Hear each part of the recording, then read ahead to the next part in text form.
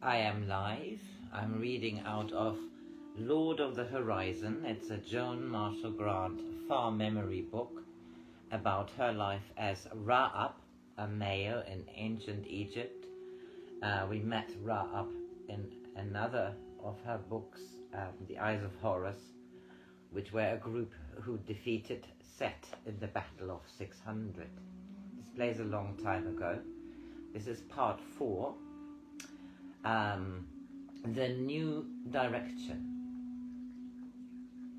Though Beros and his wife willingly agreed to be a guest in the Oryx, I could not persuade them to accompany us to the royal city for the ceremonies attendant upon the declaration of Senusert as co-ruler. Are you sure, Beros, I said, that you will not change your mind and come with us to the royal city? Quite sure, Ra-Ab. I do not doubt that Senusert would make me one of his overseers, though it is too much to expect that he would give me one of the ivory seals. That would not be too much. I did not speak lightly when I said that Pharaoh has need of men like you. Perhaps where my own capabilities are concerned, I am a better judge even than Pharaoh. I am old, Ra-Ab, and content with my fields. My wife would not be happy if she had to learn the usages of ceremony, which are unfamiliar to us both. They are easy to learn. You must not allow her diffidence to set a limit to your power for Egypt. It is not diffidence. She is only trying to protect me from being tempted beyond my strength. Am I your tempter? No. He is the man I was 30 years ago, the young soldier who imagined that one day he would be a captain and raised to the rank of noble and enjoy a great estate. Then, as I told you, I was wounded in the right arm and ceased to be a useful warrior. It is curious that I had never imagined the possibility of being crippled. Either I would become a leader or warrior or die in battle. I had little interest in the occupations of the soldier in time of peace. I always longed for battle, in which I hoped to find advancement. At 30 I was still alive, but hating the body which had deprived me of ambition. It was my wife who taught me that there are enemies for a man to fight when he can no longer throw a spear or fight an arrow, adversaries more worthy of our strength even than are the Asiatics. In time, the corn growing in my fields became a people I must protect, though through me they can withstand the silver arrows of the clouds, which the shout of thunder loses on their ranks. Through me they can contain the siege of the long heat. It is I who provides the water which saves their citadel. I can outwit the spies sent among them, the blight, the maggot, and the rat. Corn is the treasure I bring home to Egypt, a treasure richer than any victor's spoils, for my arms are turned against the common foe of all mankind. There may be others to whom I can teach this secret, warriors who think their hearts broke with their swords. Let them come to my house. Perhaps in the future I may need more rooms built for them. I will tell them stories which have known many campfires down the generations. They will acknowledge me as one of themselves, for they will see the scars of my old wounds. Though they are weary when they come to my door, when they go forth again, they will see that their pennants, which they thought forever furled, still stream out in the wind of their clear future. While in the royal city, I was able to see Senusert, and from my own estimate of his character, and form my own estimate of his character. It was obvious that he felt no jealousy towards his half-brother. Indeed, far from being envious, he seemed to have profound sympathy for him. I wish I could do something to help Senusert, he said warmly. But pharaohs and I suppose co-rulers also do not seem to want help from anyone. I'm sorry for Patakifa. She's very gay and beautiful, but I expect that when she becomes the royal wife, she will never go to banquets or enjoy the festivals. Why not?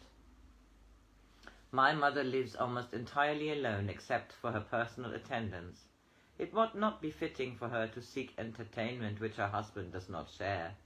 Pharaoh is always much too busy for entertainments. He need not be. The boy looked startled. Are you suggesting that my father is wrong to live so austere a life? That is for him to decide. If he is too tired after carrying out his work, then of course austerity is a necessity to him, to conserve his energy.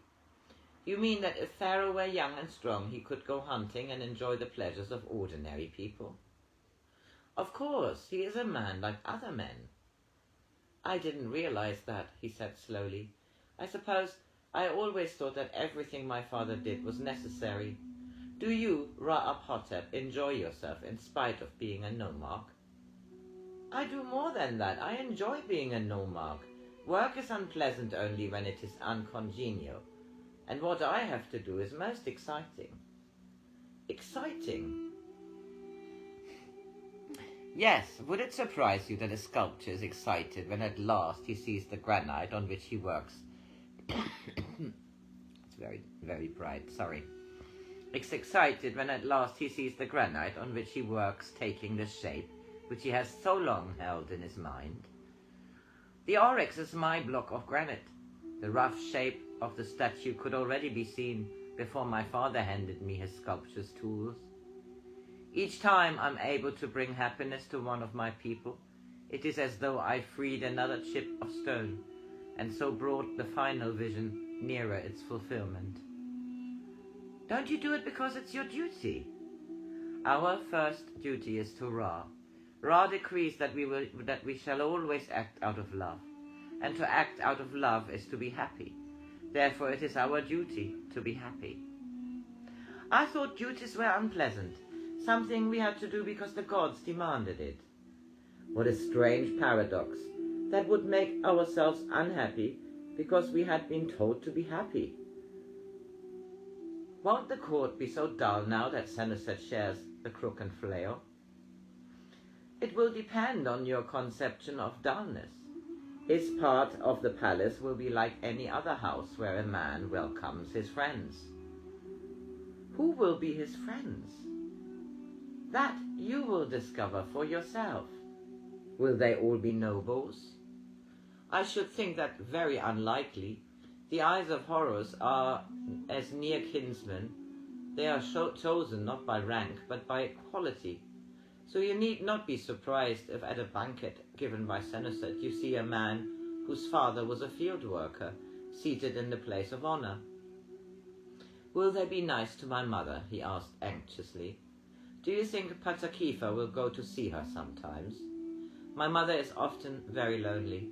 She knows that my father is unhappy and would like to comfort him, even though it was only by a very ordinary kind of comfort, like being allowed to bring him wine when he is tired or stroking his forehead when he is restless and cannot sleep.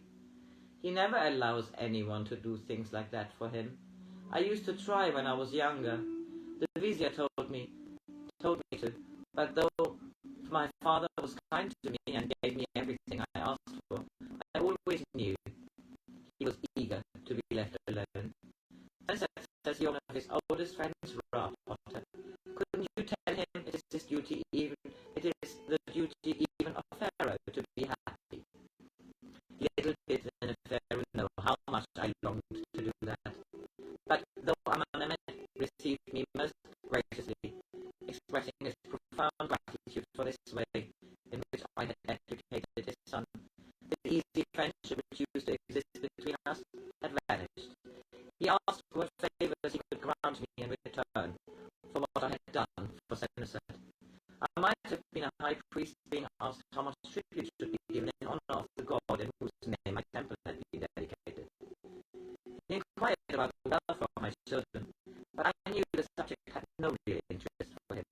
He might have been asking how my herd had multiplied or whether I was satisfied with the level of my granary.